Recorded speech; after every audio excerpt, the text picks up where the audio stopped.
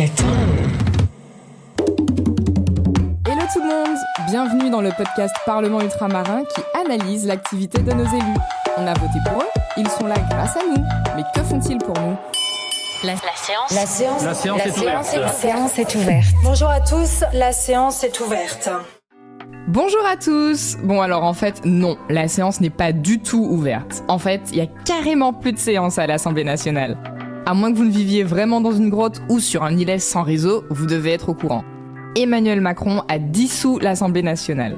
La journaliste politique en moi est ultra excitée parce que c'est un moment rarissime dans l'histoire. Il y a énormément de conséquences et la première dans tout ça, c'est qu'on va tous retourner voter. Oui, voter. J'ai bien dit, on va tous retourner voter. Bon allez, avant que je m'enflamme, petit retour au dimanche 10 juin, un peu avant 21h, heure de Paris. J'ai décidé de vous redonner le choix de notre avenir parlementaire par le vote. Je dissous donc ce soir l'Assemblée nationale.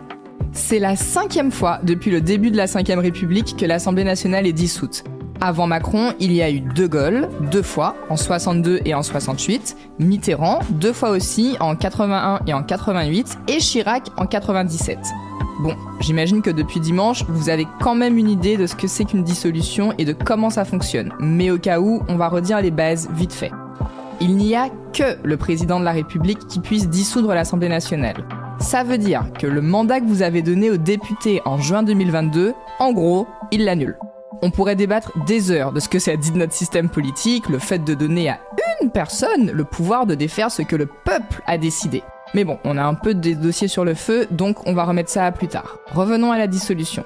La Constitution prévoit que si l'Assemblée nationale est dissoute, de nouvelles élections législatives doivent se tenir dans un délai de 20 à 40 jours max. C'est pourquoi vous devez aller voter le 29 juin pour le premier tour et le 6 juillet pour le second tour. Et ça, ce sont les dates pour la Guadeloupe, la Martinique, la Guyane, Saint-Barthélemy, Saint-Martin, la Polynésie et Saint-Pierre-et-Miquelon. Pour la Nouvelle-Calédonie, la Réunion, Mayotte et Wallis-et-Futuna, c'est le 30 juin le premier tour et le 7 juillet le second tour, comme dans l'Hexagone. Je répète, décalez le plan plage à 14h les matins du 29 et du 30 juin et du 6 et du 7 juillet, vous devez aller voter. Pour le reste, c'est comme une campagne normale. Vous allez à nouveau voir des affiches, des militants vont vous distribuer des tracts, vous allez devoir réfléchir, oui, j'ai bien dit réfléchir, et ensuite aller voter. Et si vous avez la flemme de vous déplacer, vous pouvez faire une procuration pour demander à quelqu'un de voter pour vous. Je répète, une procuration, il n'y a pas de date limite pour en faire, et en plus, c'est faisable en ligne. Voilà, ça c'était le message pour les gens qui sont sortis le samedi soir ou le vendredi soir et qui n'assument pas le lendemain matin. Bon, comme le podcast s'appelle Parlement Ultramarin, il faut quand même expliquer ce qui se passe dans les chambres du Parlement en ce moment. À l'Assemblée nationale, c'est très simple, il ne se passe plus rien. Il n'y a plus aucun texte, plus de questions au gouvernement, plus d'activité de l'Assemblée nationale, on assure les affaires courantes. Voilà, c'était la présidente, sortante du coup, c'est comme ça qu'on dit, de l'Assemblée nationale, Yaël Braun-Pivet, le 10 juin sur France 2. Vous avez entendu, elle l'a dit. Plus de débats en cours et plus de commission. Pour rappel, la commission, c'est l'étape qui précède l'arrivée du texte dans l'hémicycle.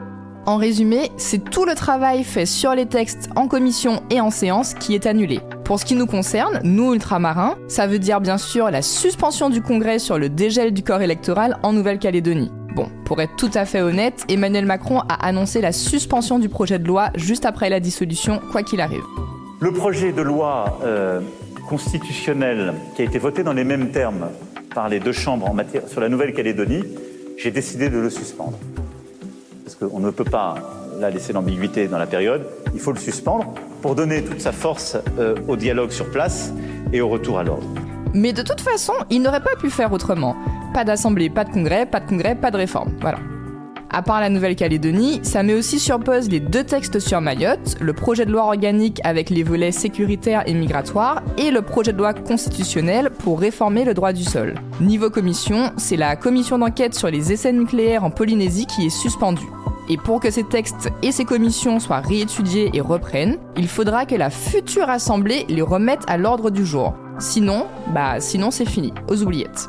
Voilà, ça c'était pour l'Assemblée. Du côté du Sénat, il n'y a pas de changement, tout le monde continue à travailler comme si de rien n'était. Ah oui, je me rends compte que je n'ai pas précisé pourquoi Emmanuel Macron avait prononcé la dissolution. Une dissolution, c'est un outil utilisé quand le président de la République veut redonner la parole au peuple pour choisir ses députés. Ça peut être parce qu'il n'a pas de majorité à l'Assemblée et que c'est trop compliqué de faire passer des textes. Mais attention, ce n'est pas parce qu'il dissout que le président de la République va obtenir une majorité. Dissoudre, c'est toujours un pari et ça passe ou ça casse. J'ai envie de vous dire de demander à Chirac, mais il est mort, donc je ne dirai rien. Bref. Là, Emmanuel Macron a prononcé la dissolution après les résultats des européennes qui ont été une défaite pour son camp. Mais genre une grosse défaite. À l'échelle nationale, le Rassemblement national a fait 31,4% et c'est le grand gagnant. La liste de Valérie Ayé, donc du camp Macron, a fait 14,6%. Ensuite, juste derrière, on a Raphaël Glucksmann avec 13,8%, suivi de LFI, LR, Les Verts et aussi le parti d'Éric Zemmour. Et chez nous alors ? Eh ben, chez nous, il n'y a pas de résultat parce qu'on n'a pas voté. Vous n'avez pas voté, voilà. J'abuse, mais à peine. Il n'y a que 3 territoires où la participation a dépassé les 20%. Saint-Pierre-et-Miquelon, Wallis-et-Futuna et La Réunion. Partout ailleurs, on est entre 10 et 13%. Voilà. Et si vous voulez savoir qui a voté quoi, je vous fais un petit résumé. 5 départements ont voté pour le Rassemblement national et l'ont mis en tête. La Guyane, la Guadeloupe, Mayotte, la Réunion et Saint-Pierre-et-Miquelon. La Martinique a mis LFI en tête. Et Saint-Martin, Saint-Barth, la Polynésie, Wallis-et-Futuna et la Nouvelle-Calédonie ont voté Renaissance. Vous avez senti le jugement dans ma voix sur la participation ? Peut-être un peu. Désolé, mais pas vraiment. Vous allez me dire que les européennes c'est loin, que ça nous concerne pas et que c'est pour ça que vous n'allez pas voter. Ce n'est pas tout à fait vrai. Ça nous concerne, même si on ne s'en rend pas beaucoup compte. Ça nous concerne au moins sur un point précis, l'argent. Si je résume rapidement, on peut dire que l'UE fournit des fonds à ceux qui en font la demande. Entre 2014 et 2020, ce sont près de 6 milliards d'euros qui ont été alloués par l'Europe au RUP. RUP pour région ultra-périphérique, c'est-à-dire la Martinique, la Guadeloupe, la Guyane, Mayotte, la Réunion et Saint-Martin.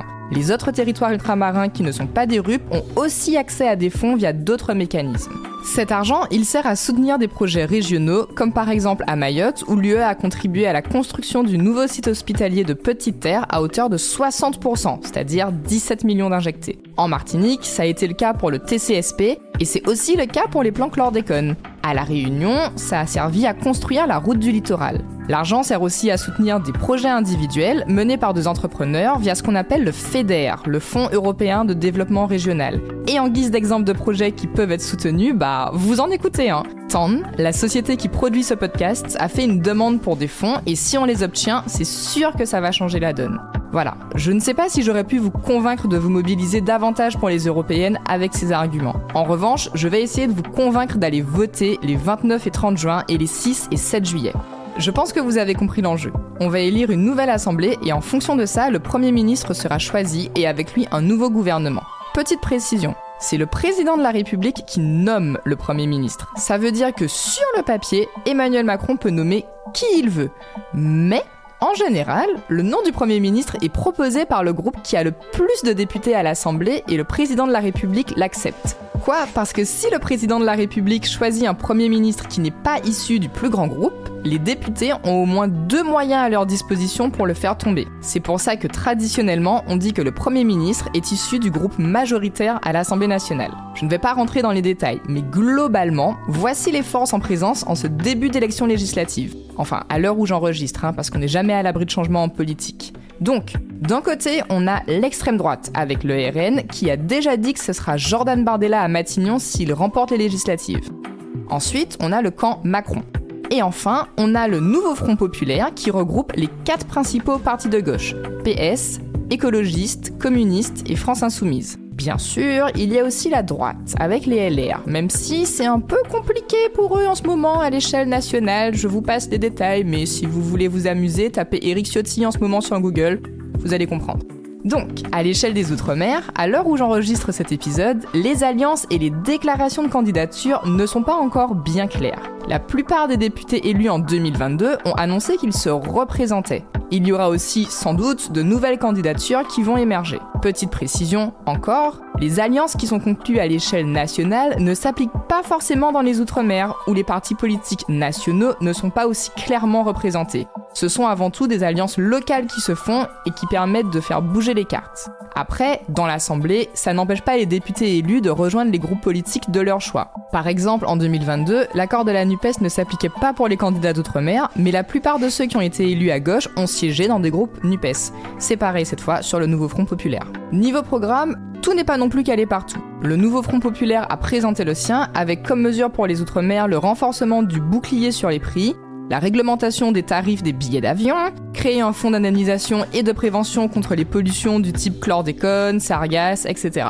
Dans l'alliance autour d'Emmanuel Macron, pas de programme spécifique pour nous à ce stade, mais on peut imaginer que ça sera la poursuite de la politique qui est déjà menée actuellement. Enfin, côté RN, c'est pareil, ils n'ont pas encore annoncé leur programme complet, et donc c'est encore très flou, mais vous pouvez toujours regarder le programme du RN aux législatives 2022 pour vous faire une idée. Voilà, on est presque à la fin de cet épisode, mais avant ça, je voudrais rajouter quelque chose. Ce podcast n'est pas militant pour un parti ou un autre, et vous faites bien ce que vous voulez dans les urnes. Mais quand même, je vais préciser un truc concernant le Rassemblement national. Tout à l'heure, on parlait d'Europe et de fonds européens et de comment ils nous sont utiles à nous, ultramarins. L'extrême droite n'est pas fan de l'Europe, et le RN au pouvoir a bien l'intention de tout faire pour modifier les règles. Sauf que l'UE, c'est pas du tout une tirelire dans laquelle on se sert comme ça quand on veut. Si vous enfreignez ces règles, elle punit. Et son moyen de punition préféré, c'est de supprimer les fonds qu'elle peut vous attribuer. Concrètement, ça veut dire que si le RN passe et applique le programme qu'il défend depuis des années, les territoires d'outre-mer pourraient se retrouver privés d'argent pour certains projets. C'est aussi valable pour les subventions du FEDER dont on parlait tout à l'heure. Ce n'est qu'un des nombreux exemples des conséquences de l'arrivée du RN au pouvoir. Je ne reviens pas sur le passé raciste du parti, leurs votes au Parlement européen qui vont à rebours des droits des femmes ou des droits de la communauté LGBTQ. Encore une fois, vous faites bien ce que vous voulez dans les urnes, mais quand même, je vous en supplie, réfléchissez bien. Lisez les programmes, discutez avec vos amis, même s'ils ne partagent pas votre opinion, c'est toujours enrichissant. Et surtout, allez voter. Si vous êtes anti-RN et que vous n'allez pas voter, ça ne servira à rien de pleurer ensuite si le 8 juillet, on se retrouve avec Jordan Bardella à Matignon et une Assemblée nationale qui vote des textes d'extrême droite. Je le redis une dernière fois, 29 juin, 30 juin, 6 et 7 juillet, vous avez un rendez-vous important. Voilà, c'est la fin de cet épisode, pour de bon cette fois. Nous, on se retrouve d'ici quelques mois. Enfin, je dis nous. En vrai, ça ne sera pas moi. Je vais céder ma place à une nouvelle personne qui arrive pour la saison 2 qui commencera à la rentrée ou peut-être plus tôt en fonction de l'actualité. J'ai été vraiment ravie d'animer cette première saison et merci à tous de nous avoir écoutés et pour vos retours. Toute l'équipe commence dès maintenant à préparer la saison 2 et j'espère que vous serez au rendez-vous. La séance est suspendue. N'hésitez pas à nous faire des retours sur les réseaux, à nous mettre 5 étoiles et à partager autour de vous pour faire entendre les voix ultramarines. Au Pacaton.